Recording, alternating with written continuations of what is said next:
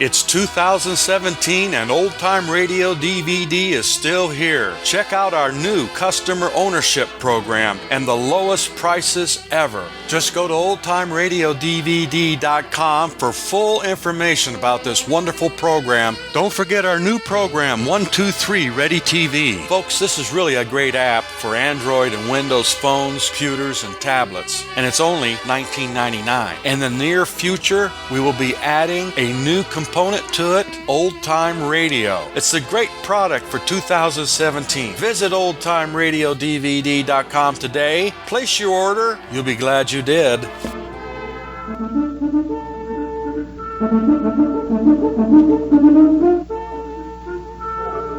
The National Broadcasting Company invites you by transcription to join The Chase.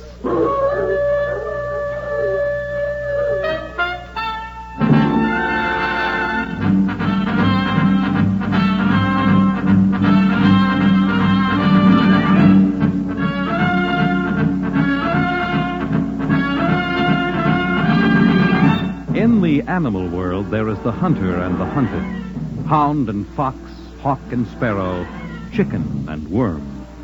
We in the topmost species have also joined the hunt. But who is to judge precisely which of us are hounds or foxes as we enter the chase?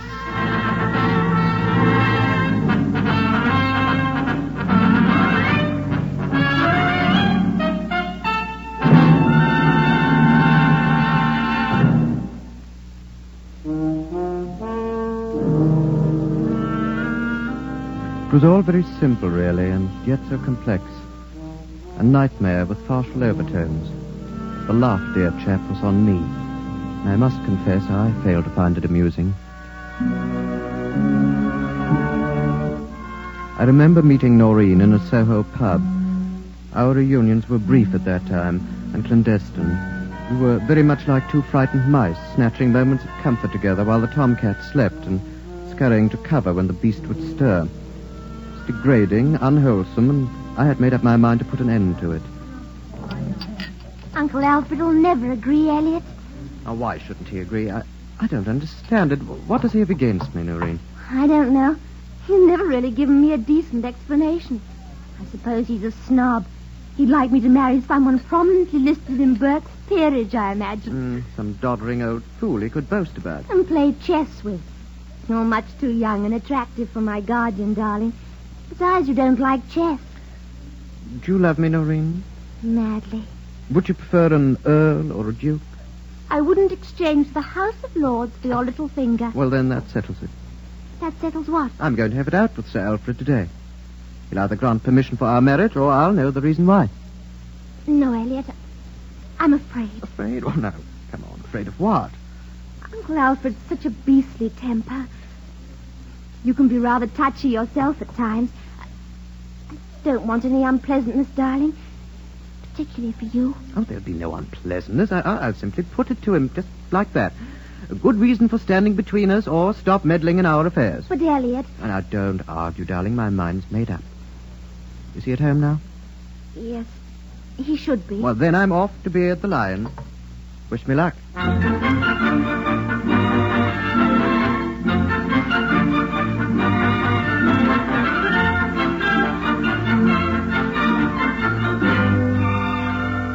The Ainsley house was near Grosvenor Square, a rather large, forbidding place that had been fashionable in the Edwardian era. I never liked it to begin with. And it took on an even stronger aura of seediness and disrepair as I stood before the door on the verge of what would be a sordid and uncomfortable scene at best with Noreen's legal guardian.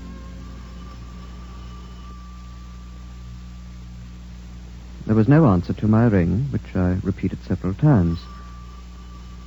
I was rather disappointed. Now that I had made my resolution, I wanted to have done with it. But it soon became apparent that the house was empty, and I reluctantly started to turn away. It was at that point I first noticed the blood on the outer doorknob. I realized then that the door was ajar, and as I pushed it open and stepped inside the narrow hall, I had a premonition and a sudden, almost overpowering impulse to flee. At that moment, I reached Sir Alfred Ainsley's drawing room and saw him sprawled out on the floor near the telephone with a 12-inch carving knife protruding from his chest.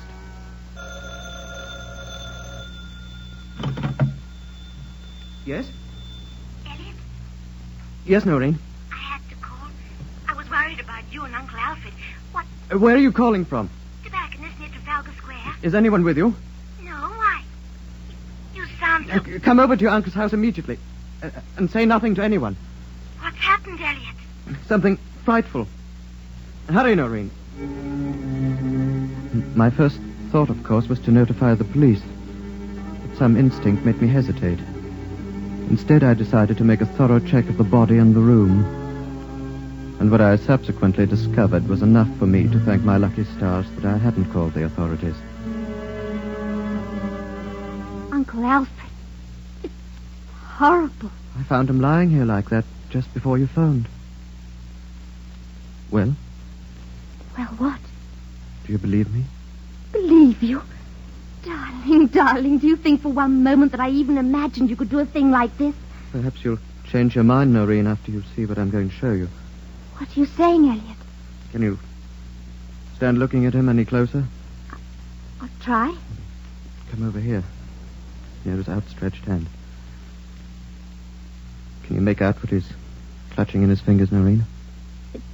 Looks like a piece of silk. It's part of a necktie, ripped from the bottom. A necktie? Mine, Noreen. What? It was a particular pattern, very unusual. Come here to this desk for a moment. I want to show you something else. What is it, Elliott? There's a letter here. Evidently written by your uncle before his death. It's in plain enough view, isn't it? Well, The letter warns me in no uncertain terms to keep away from you. It refers to me as a hot-headed scoundrel and suggests that I'll be turned over to the police if I cause any further trouble. Furthermore, the knife now embedded in Sir Alfred's chest came from my kitchen, Noreen. Elliott! I can recognize it by the nick in the handle. I only bought it a little over a week ago. And on top of that, I found a second note, presumably from my own pen, threatening your uncle with violence. I shouldn't be surprised if I even found my own fingerprints on the walls, the furniture and the weapon itself. What does it mean? It means that I'm being made the goat in a diabolical plot. Someone has deliberately and brilliantly planted enough evidence against me in this room to send me to the hangman. No! The necktie was stolen from my flat. I missed it several days ago. The kitchen knife was also stolen. But the letters. Your uncle wrote his, no doubt about that. Mine was cleverly forged. Frankly, I couldn't tell the difference myself if I hadn't known I didn't write it. Some genius has gone to great pains to arrange a tight little frame around my neck, Noreen. As tight as a hangman's noose. Who? I don't know. But I'd better find him before the police find me. We could destroy the evidence. I doubt if that would help. This was planned too cleverly, and it's probably just the beginning. There must be more of it around the house. Perhaps hidden in my rooms. Or sent to the police. Besides, I was seen coming in here just now. By whom? Sir Alfred's neighbor. He was leaving his house as I rang his bell. He had a good look at me. What shall we do, Elliott? In spite of all the evidence and everything, you still believe I'm innocent? Darling, I love you. Isn't that enough? I'm sorry about Sir Alfred. That doesn't matter now, Elliott. I was fond of him, in spite of his pomposity. Really thought he did everything that was best for me. But he's dead, Elliott, and you're alive and in great danger. Where can I start? How can I even begin to look for this villainous cutthroat? Why should I have been made the scapegoat? Who is he? Where is he? Elliott. Shall I answer it? I don't know. Wait, let me. Are you there? Yes? Sir Alfred Ainsley, please. Who's calling? I'm a secretary. This is Palmer's Travel Agency. Sir Alfred wished to book 2 seats on the boat train to Paris at 8 this evening, on the Orient Express to Zurich. 2 seats? Yes, we've booked them, and he can pick them up at Victoria Station. I'll tell him, thank you. Were you supposed to go to Switzerland with your uncle, Noreen? I know. Did he mention the prospect of a trip to you? No. Well, he's booked 2 seats. Who would his companion be? Can't imagine it. Unless Unless what? there's been something mysterious mysterious going on concerning Uncle Alfred and another man. Don't know his name. Uncle Alfred's been very busy for the past few weeks. Quite unusual. I mean, well, with what I took to be business matters. Sir Alfred retired 2 years ago. Yes, I know it. In spite of that, he's been conferring with someone regularly. I asked him about it once, and he seemed to be taken aback. I remember he was short with me and told me to mind my own affairs. There's one chance, Noreen. 1 in a million. Chance of what? That this business acquaintance may turn out to be the man we want. And if he is, he may make use of one of those tickets. To get away? Possibly. Grasping for a straw, I know, but I have nothing else to cling to. In any case, if you use one of those tickets, you can leave the country. I thought of that, too. If I'm picked up now, I won't have a chance. At least this will give me a breathing space, and something may turn up. Do you think you can evade the police, Elliott? Even for a while? They'll follow me, there's no question about it. Meanwhile, I'll be chasing someone else. The man who killed your uncle. Then it becomes a question of who catches up with whom first. Elliott. The service door. In the rear, quickly. What about you? Never mind about me. They can't hold me for anything. Don't argue, Elliott. It may be the police. Run, darling. Call the Hotel Alpen in Zurich and ask for Noel Darnley. Perhaps you can join me later, darling. Wish me luck.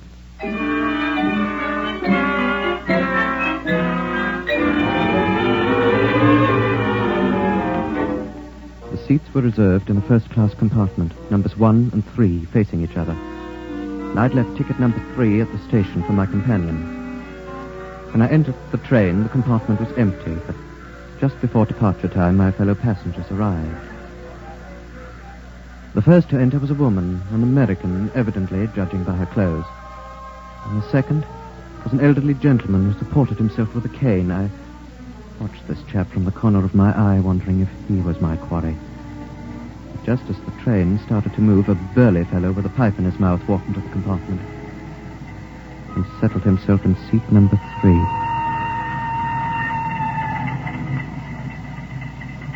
I beg your pardon. Aye? Do you have a match? Match? I think so. Now, where... Aye, here they be, by gum. The accent was Yorkshire. The hands were large, the eyes were bulgy, and the jowls hung loose. The thing I noticed that made my heart take an extra beat was the small automatic revolver tucked inside a shoulder holster, revealed for a fraction of a second as his coat bulged open when he leaned over to offer me a light. Terrible. Sir? This here crime wave in the news. By gum, it's terrible. Another chap was done in last night, butchered like a bloody goose. You mean a murder? Aye. They caught Ruddy Killer, though. Turned out to be poor man's business partner. What's this country coming to, I wonder? I wonder, too. Well, I'll be away from it all in a day or two, resting myself in a little chalet where a man can find some peace and quiet. You're on a holiday? Aye, first one in 2 years. In Switzerland, I take it. How do you know that? You mentioned a chalet. Ah, so I did. But it's more likely it'll be a small hotel. I don't think I can afford to rent a house of my own. Well, where are you bound for in Switzerland? Zurich. And then? Interlaken. I've always wanted to see the ruddy Jungfrau. My name's Spy, by the way. Herbert Spy. Mine's Darnley. Noel Darnley. Yeah, Darnley, eh? Oh. Something wrong, Mr. Spy? Wrong? With my name? Nothing wrong with it, chappie, as far as I can see. You on holiday, too? Not precisely, no. Business? More or less. Switzerland? Yes. Ah, maybe we'll run into each other. I hope so, Mr. Spy. Yeah, it's funny. What is? I could almost swear I've seen you somewhere before. No. I don't think we've met. You live in London? Yes. You? My home's in Yorkshire, but I've been living in London now for some time. I see. Here. What's that on your coat? My coat? Here, on the bottom. Looks like a speck of blood. That's paint. Paint? Yeah, I was touching a piece of pottery in my flat. I must have brushed against the paint pot. Oh. Excuse me. Leaving? I want to get a drink of water. I'll go along with you. I can stand a drop myself. Pardon, ma'am. I'll just push through. Here we are. After you, Mr. Spy. This train's got a rock to it like a ruddy boat. The water carafe's at the end of the car. Wow! Gerard, look at this. The train door's open. Some fool forgot to shut it. A man could kill himself by falling through that hole. Yes, it's dangerous. Reminds me of that poor Frenchman. What Frenchman? Oh, you must have read about him. He was traveling on a Paris Express when he was pushed. Through an open train door? That's right. It was murder, no question about it. Who pushed him? Nobody knows. They say he learned too much. About what? Oh, a little affair that took place in Montmartre. Girl was killed and he knew something about it. They followed the poor lad and shoved him out just as the train went into the tunnel. How horrible. Wasn't much left of him when they picked him up. Yes, I can imagine. If you lean over a bit, you can close that door. No, thank you. What's trouble?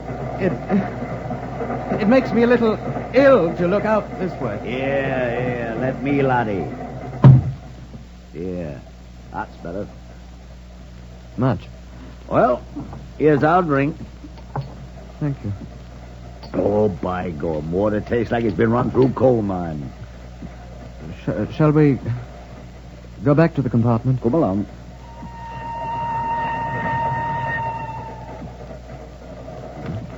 Here we are. Is this right number? Yes, of course. Odd. Now, what did I do with my ticket?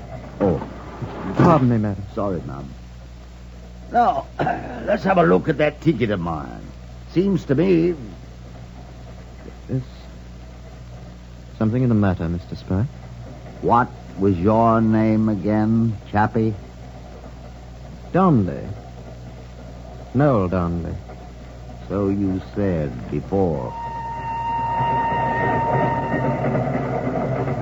He looked suspicious for a moment. I wondered if he could actually read my mind. Then I saw him glance up above my head to my suitcase on the luggage rack, where the initials, plain enough to see, were E.T. Darnley. From that point on, he buried himself in his paper, while I fixed my eyes on the darkness rushing by my window. Had I overplayed my hand so early in the game? And after an interval, the train roared into a tunnel as black as the darkest pit. And when we emerged into the gathering twilight, Mr. Herbert Spy, newspaper, pipe, and baggage was gone.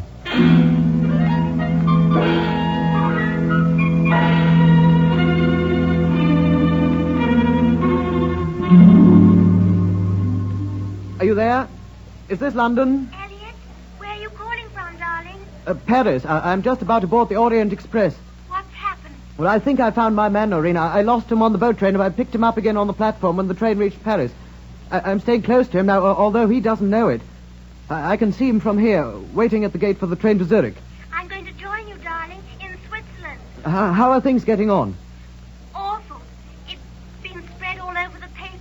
I've been questioned twice. I said I didn't know exactly where you were, and they released me. Will you stay in Zurich, Elliott? No, I'm going on to Interlaken. I'll find you there. Are you sure you want to come? If I'm caught and you're with me... I don't care. I can't stay here alone any longer. I want to share the danger with you, darling. I love you so. The train gate's opened. I'd better go. Be careful you're not followed when you leave. Goodbye, darling. Goodbye. And wish me luck.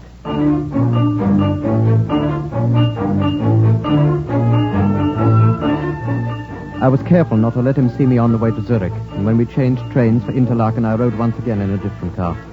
I was right behind him a few hours later as he entered the door to the Hotel Joch, perched like a birdhouse on a hill, with a mighty Jungfrau as a backdrop, an omen of terror against the sky. Guten Abend. Guten Abend. Do you speak English? Sprechen Sie English? Ja, a little. You wish a room? Please. We have something here which is very nice. The view is excellent. May I have your register?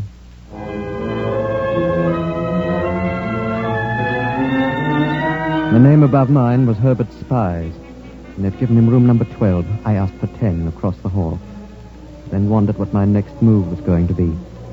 I found that decision wasn't mine to make some 20 minutes later as I finished unpacking my bag.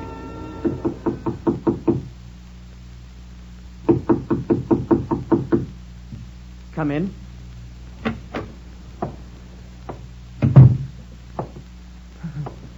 Mr. Spy, I believe. Aye, Mr. Spy. This is a coincidence. Is it? Well, I mean, running into each other this way.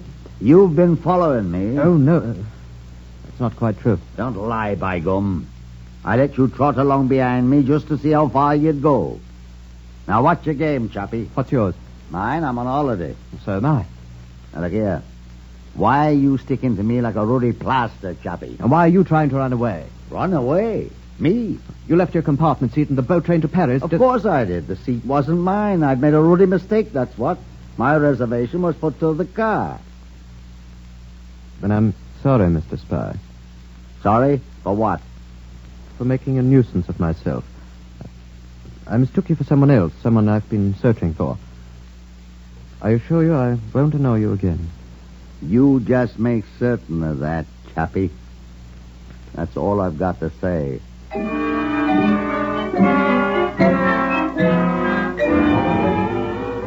I was more convinced than ever now that Spy was my man. My time was growing short. I had to locate my evidence before Scotland Yard located me. In his room, perhaps there might be something. But he didn't leave it for the next 12 hours, and by the time Noreen arrived, I was getting a bit nervy. You're quite sure no one followed you, Noreen? Positive. And the London papers, what do they say? You've been marked, Elliott. There doesn't seem to be any question in their minds that... I'm set for the noose. Darling, we've got to do something. Yes, well, I intend to. Spy's our man, I'm sure of it.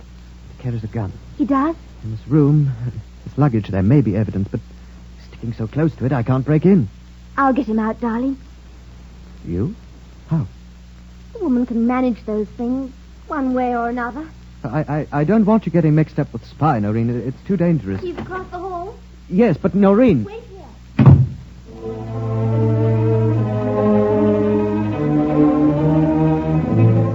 I suppose you'd say I was a cad, letting the girl I loved risk her safety for me. But I had no choice. Besides, I was nearby in the room across the hall if she needed help. He's gone, Elliott. The room's empty. What a fool I was not to force the issue before this. It's not too late. I know where he's gone. Where? The Jungfrau Yacht. There's a hotel near the summit. One of the porters told me. I met him in the hall. Jungfrau Yacht. Very well. Wait here, my darling. You're going to follow him up the mountain? I have no choice. It's his life now or mine. I'm going to see this through clear to the finish. Wish me luck.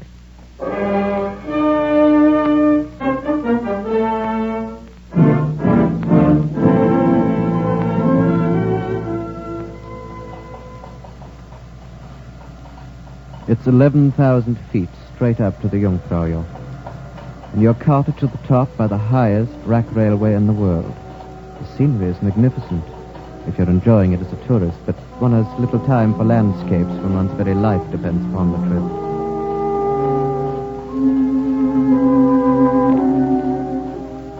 It was 4 hours to the summit. When I arrived, I had a bit of luck. As I was signing the register at the only hotel, I saw Spy walk into the restaurant for his dinner. I knew this was my chance to search his room. A pound note to the concierge procured me a pass key, and a few minutes later I was going through his luggage with a fine-tooth comb.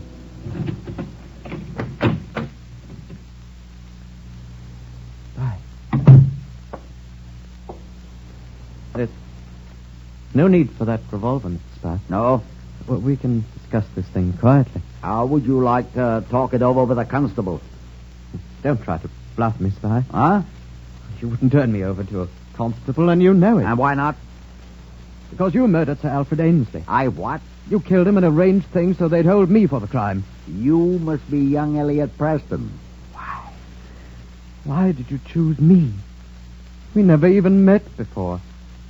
And how in the name of heaven were you able to steal those things from my flat and forge a note in my name? Preston, you're a fool.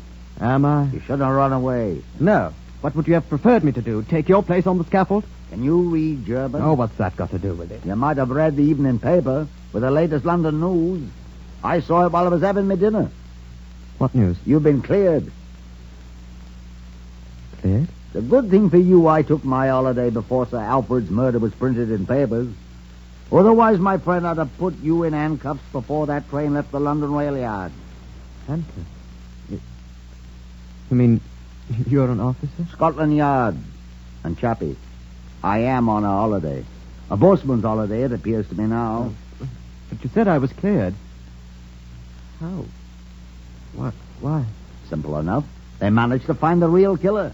They haven't made an arrest yet, but they're getting close. And, whom are they looking for? Why, Mr. Spy.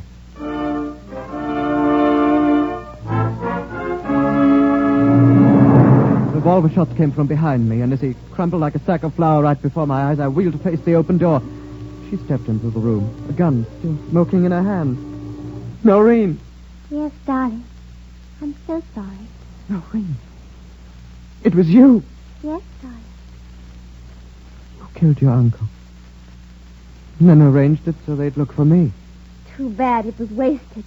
I'd spent so much time. You've no idea how long it took me to forge that letter in your hand, Elliott.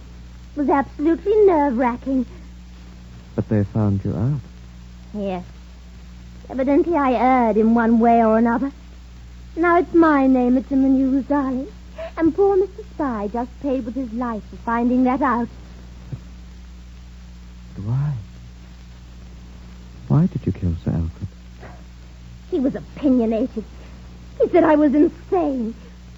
Those 2 seats to Switzerland, darling. He was bringing me here to consult a psychiatrist.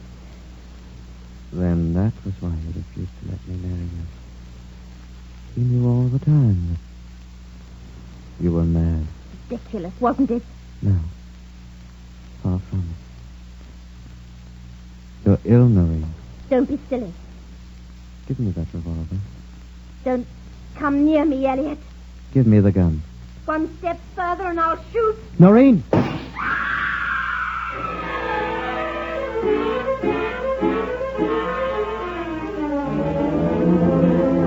There was a large French window right behind her. As she tried to step backward out of my reach, she lost her footing and tumbled through the glass. It was 11,000 feet, straight down. And I hid my eyes with my fingers as she hurtled back like a stone into the void. But as she disappeared from view, I almost thought I heard her voice as it reverberated like a frightful echo between the alpine peaks. Now it's your turn, darling, to wish me luck.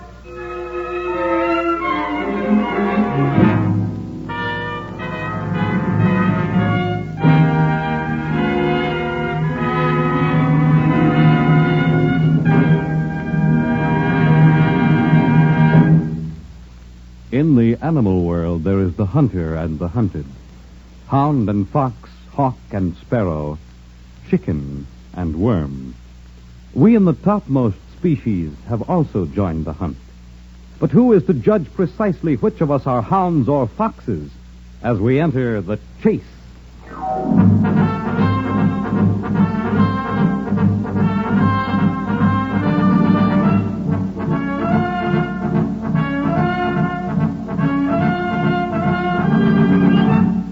The Chase was created and written for the National Broadcasting Company by Lawrence Clee.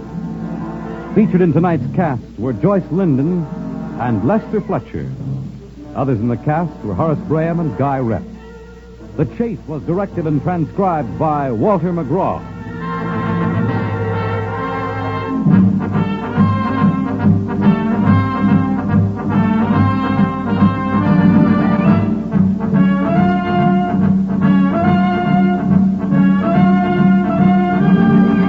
Next week, you'll hear another suspenseful story of a reporter pursued by sudden death in South America when you follow The Chase.